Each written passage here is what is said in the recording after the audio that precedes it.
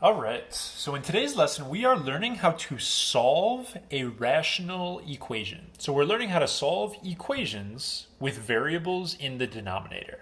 And for our do now right here, this is actually something you already know how to solve. So pause the video real fast and try this problem out and see what you can get for an answer. The way that you'll actually do this now, so if you have already tried it out, you're just going to cross multiply. We learned way back when in like Algebra 1, you practiced it again in geometry. When you have fractions set equal, it's called a proportion, you just cross multiply and you get your solution. So if I were to cross multiply this problem out, then I'm solving a relatively easy equation from there and I get a nice clean solution.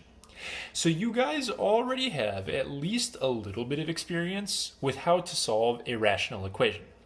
But as you guys probably expect, these can get a lot more complicated than your basic ones like you would see in algebra or geo, and that's what we're talking about today.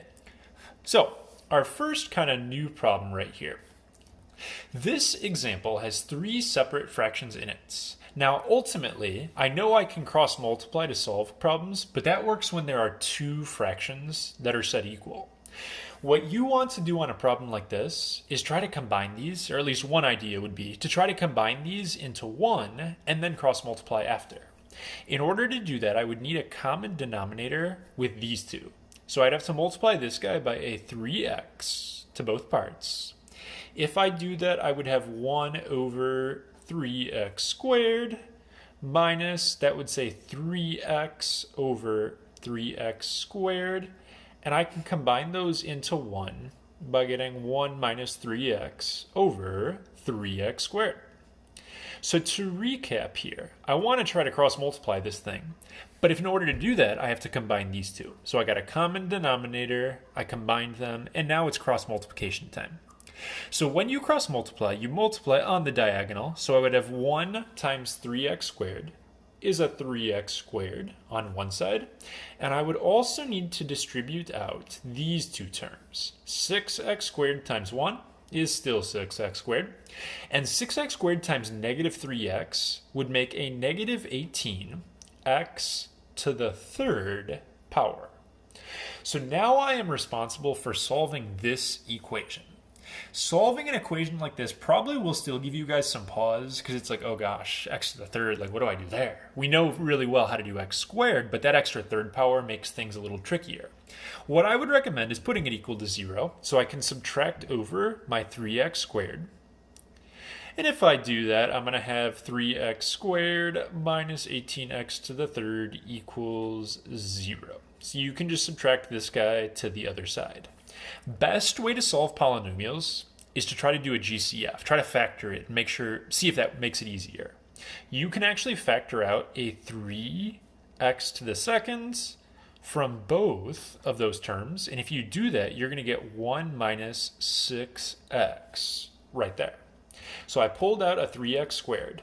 And actually, that makes me really happy because now I don't have to do anything crazy. I have a quadratic guy to solve and I have a linear guy to solve. I can just equal this to 0, equal this to 0, and get my two answers.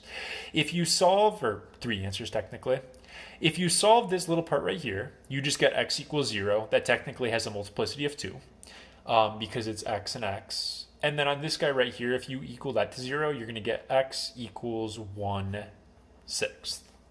So to recap, that's a lot of work right there. What I had to do is I had to combine these two fractions into one. That's how I got this, common denominator. Then I cross multiplied. After I cross multiplied, I had to factor and solve, and that was a ton of work.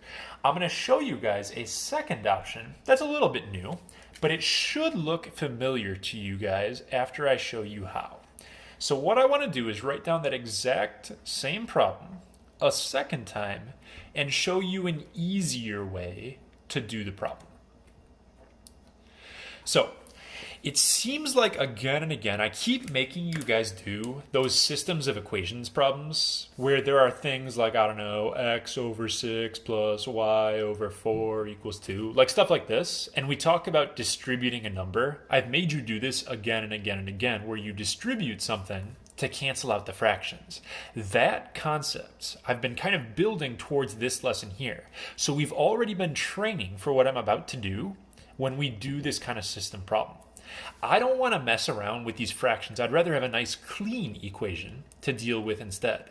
So what I'm going to do, just like with those systems problems we would always handle, I want to figure out what to distribute. And the thing you're going to distribute is the LCM, or least common multiple.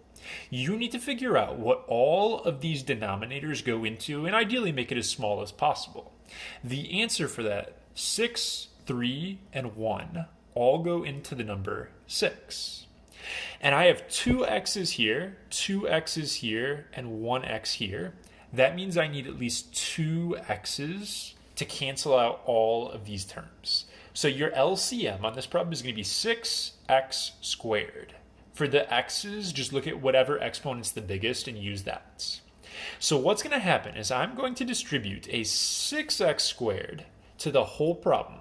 And just like on my little systems problems, it should work out nicely so I don't have fractions anymore.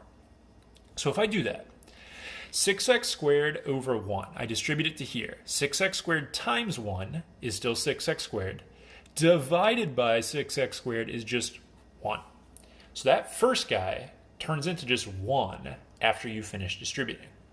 Then I have my equals. If I do a 6x squared times 1 divided by 3x squared, 6x squared divided by 3x squared is going to be just 2. And finally, on my last term, when I distribute all the way to here, if I do 6x squared times 1 divided by x, one of those x's will cancel, but I'll still have a 6x left over.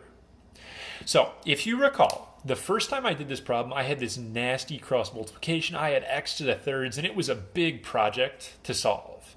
Here, I was smart about what I distributed, and I get this equation instead, this nice, easy green equation to solve. That is going to be a lot more preferable. And if I do that, I'm going to get the answer x equals 1 over 6. Now, if you look at this and you think for just a second, I solved the same problem 2 times, but I only got one answer here, where over here I got that extra answer of x equals 0. It turns out that's actually okay. Earlier on in the year, earlier in the chapter, we talked about extraneous solutions, and we talked about restrictions on these problems. If I was going to look at the denominators on this problem here, my restriction would be that x can't equal 0. If x was a 0, I would have 0 in my denominator. That'd be a bad thing. So actually, this answer of x equals 0 doesn't even work. That answer should have been called extraneous because it's a restriction on our problem. If you solve this the better way, that doesn't even come up. You just get your answer and you're done. So I'm going to break this up into 2 pieces because this video is already running a little bit long. And in my second video, I'm going to show you guys more examples of how you solve rational equations.